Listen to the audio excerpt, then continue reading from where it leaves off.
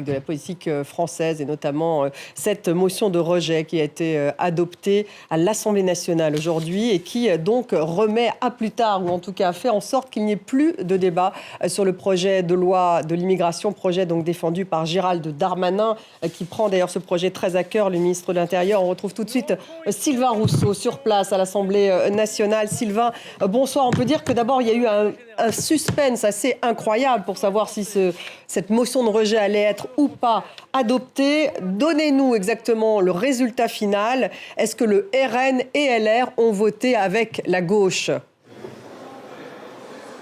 Mais écoutez, tout le monde a voté avec la gauche et finalement le gouvernement a réussi à créer une majorité à l'Assemblée, mais pas forcément celle qu'il attendait. Tous les partis d'opposition se sont alliés pour voter pour cette motion de rejet, sinon elle ne serait pas passée. Si soit LR, soit le RN ne l'avaient pas soutenue, cette motion ne serait pas passée. Et même comme ça, il s'en est fallu de très très peu.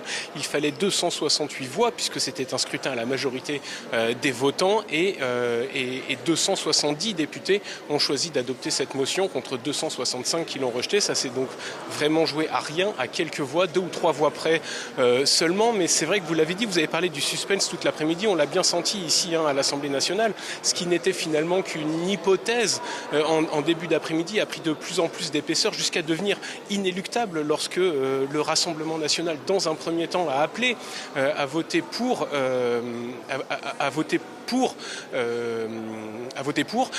tout simplement. Marine Le Pen l'a dit, c'est aussi une façon de faire payer au gouvernement les 20-49-3 qu'il a soumis à l'Assemblée nationale. Et puis, c'est devenu inéluctable lorsque quelques minutes plus tard, les Républicains, par la voix d'Éric Ciotti et de M. Morlet, ont assumé qu'ils allaient soutenir ce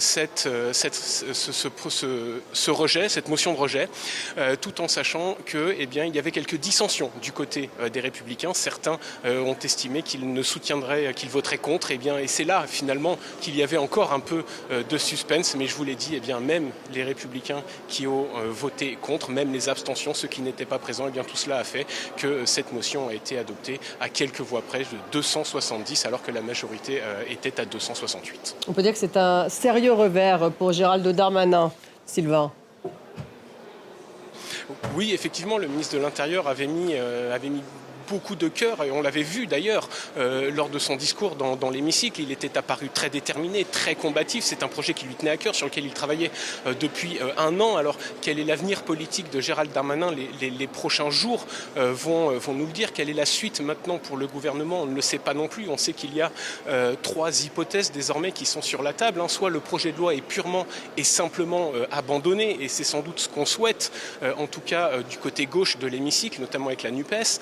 En revanche, à droite, on pense que les Républicains souhaitent plutôt que le texte retourne au Sénat. On sait que les Républicains, s'ils ont soutenu cette motion de rejet, c'est parce qu'ils estiment que les amendements apportés par les sénateurs ont été un petit peu piétinés par la commission des lois avant que ce texte passe devant les députés de l'hémicycle. Donc on pense que, on espère en tout cas que ce texte va retourner au Sénat avant de revenir dans l'hémicycle. L'autre solution qu'a le gouvernement, c'est de créer une commission paritaire mixte, c'est-à-dire 7 députés, 7 sénateurs de tous bords politiques dans une pièce à huis clos qui vont retravailler le texte pour ensuite le reproposer aux parlementaires. On ne sait pas encore quelle est la solution choisie par Gérald Darmanin et par le gouvernement, mais il y a quand même extrêmement peu de chances que, compte tenu de l'implication personnelle du ministre de l'Intérieur dans ce projet de loi, il soit purement et simplement abandonné.